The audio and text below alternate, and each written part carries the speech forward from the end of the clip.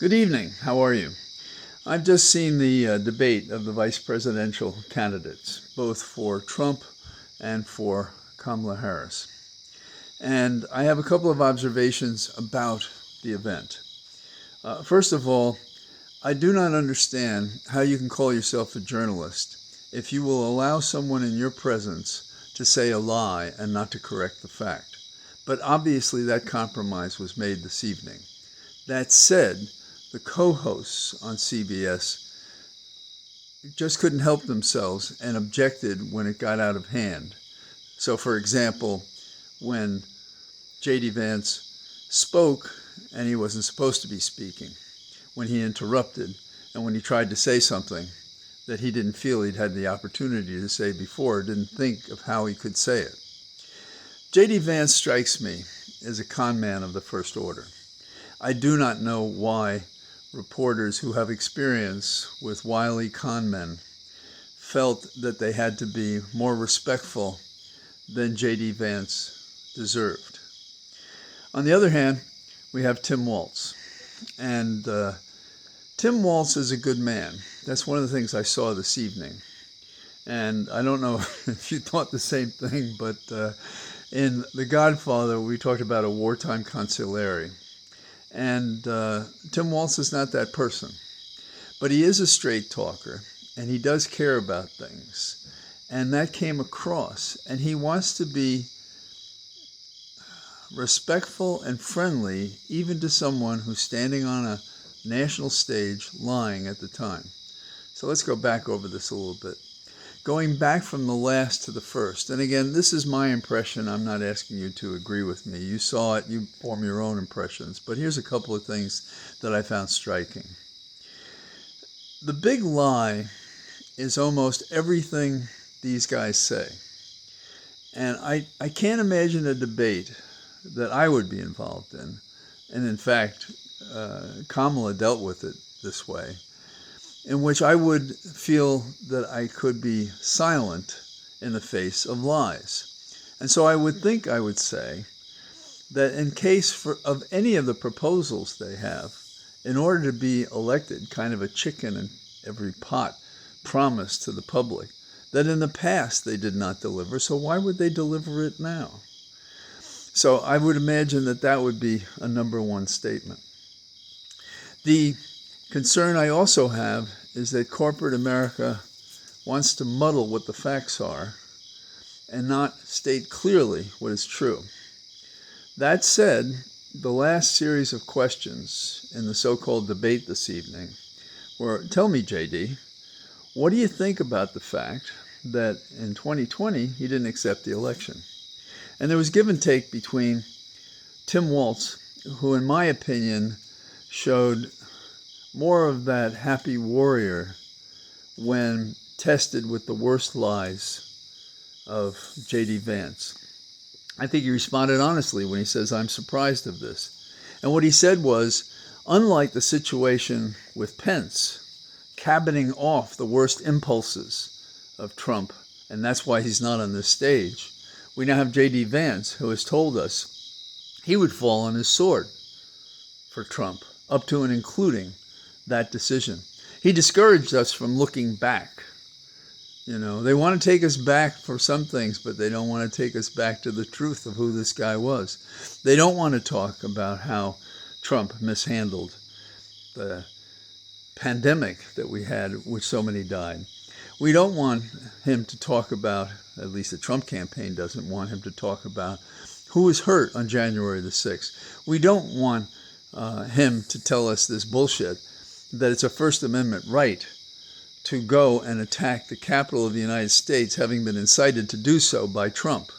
No, we don't want to talk about those things. So those were first issues. But Trump has made it very clear, even though JD tried to murk up the waters, if you will, about what's going to happen with the Affordable Care Act, Obamacare. What did Trump try to do when he was in office? Nothing. What do you think he's going to do about child care arrangements if he's reelected? What do you think he's going to do about feeding families, giving them opportunity, giving them housing? What do we think he's going to do about the border that he couldn't finish the first time and he couldn't get Mexico to pay for it? But also let's talk about Tim. Tim is a person who knows himself and lays himself open as only, in my opinion, the finest people can do. And that is to say, he's not first a fighter. He does fight for things he cares about, but he is not a natural fighter. He is a person who wants to make good things happen. And he would work with J.D. Vance, or he would work with Trump. But you see, here's the problem, and I've said it before in this way. You can't propitiate an evil God. The person you see who is telling you what he will do, when you know what he did not do and what he did do in the past. So you have data points to draw a conclusion, which is not irrational, it's quite rational. And if there's anything that the Trump campaign depends upon, it is the irrationality of the discourse. It is the lies that are told. It is the shifting prestidigitation that something happened that didn't, couldn't, and won't ever in the future. I thought Tim at the beginning was a little nervous the first time, but like Kamala, he reacted as I think I do when I'm in an argument with someone. Somehow or other it becomes more real, more passionate when the person does something, well, that angers you. And so that you then say to yourself, oh, that's what I'm fighting about. And in my own arguments, I sometimes find that talking about an issue for the 10th time in a different hearing, it requires you to set your sights on what it is about that argument that concerns you. And so in the very first round, Tim responded as a fighter, but he looked for opportunities at every time he was asked a question to work across the line dividing Republican and Democrat, and independents for the Democrat, and Republicans for the Democrats. So this is the debate that we just saw. Now, how will it be read? Some may read it as a draw, but I think that the most important thing about what happened was that America gets a chance to hear the arguments. And if they can see through an oily advocate who also slips the punches and doesn't answer the questions, as Trump did not, and they compare it to the honest, self-effacing, humble confession. He gave us a couple of confessions when he was speaking about how I'm a knucklehead and I say things I shouldn't say. But trust me that I'll put everything in my body and soul into this job. So rather than go issue by issue of what happened in an hour and a half, I think that in the closing statement by Tim, he found his message to close and to go forward. And it was, you know what this guy's about. You know that he's about fear. You know what FDR said about fear. We have nothing to fear but fear itself. And that we don't want to go forward with fear. We want to go forward with promise and to make this country good and to do adventures and to help each other and to have a marvelous season of political enlightenment. And so what I leave you with is my reaction to what you've seen. I look forward to hearing your reaction as well. And I think that we move forward. What will the polls say? Well, in my experience, it'll take us a couple of days to know what the country thought, that we move people or not. And it may take us as long as 2 weeks to get reliable, larger samples that would tell us what the snapshot was on that evening. I think we do what we've done all along. It's up to we the people in the sense that we can't do more than that. It's talking to friends. It's talking to people you run into in a Walmart, like the woman I ran into that was concerned that Obamacare would go away. And I told her if it goes away, it will go away with Trump, not with Kamala Harris. And she was still undecided. So that's the challenge to you and I as citizens, to you and I as people who care about this country, who have some advantage in the sense that we're dedicated enough to the issues that maybe we can explain them to our neighbors and friends and family members who are prepared and willing to listen and to be moved by what we see in the devilish prospective behavior should this man return to office. People have said, how did we get here? We got here through the cowardice of leaders who would tell us they couldn't do anything else but nothing.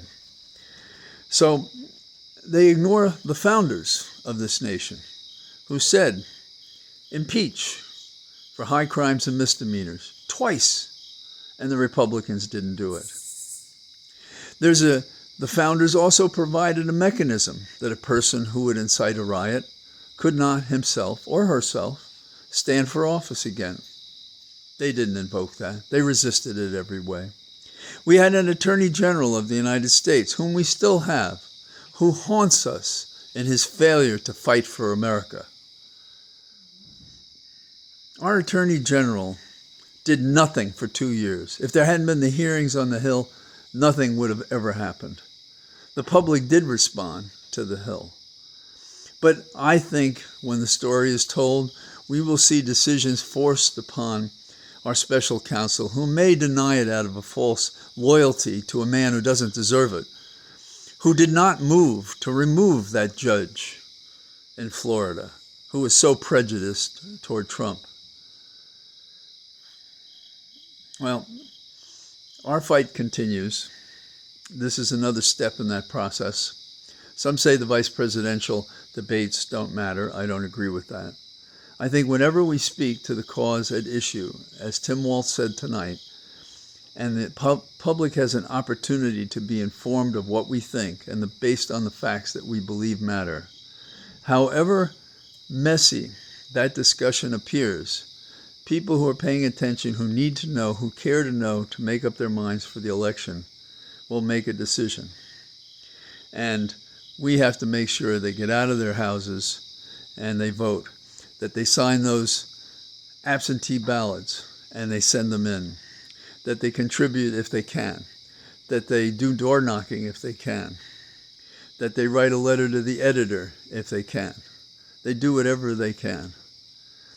And they should spare themselves as much as they can the aggravation of listening to that madman Trump, who today held a press conference that was repeatedly referenced on the air as this guy offered all sorts of bizarre reasons and analysis for what was going on in the Middle East and what was going on in our labor market and what was going on in terms of people economically dealing with what he wrought as president, meaning the destruction of the lives of many people because he didn't handle the pandemic. So, again, I'm sorry that I'm doing a stand-in talk, but I didn't think there was much to talk about until after the debate. So I could have earlier, and we climbed up these hills, which are always hills, I say, mountains. And no, we weren't doing a Tom Cruise hanging from the edge of a cliff, but we did some work to see the terminus, if you will, of the Appalachian Trail. And poetic friends of mine remind me that when one invests oneself in a walk up a mountain, it's a meditation that is life-changing. And in my case, I also thought that this week retreat would help me redirect my strength and my thinking toward the future, both of my legal career and of my help in this campaign, at least by my word and by my deeds, such as it is. So have a good evening, and tomorrow maybe I'll be walking on a road. All the best. Bye-bye.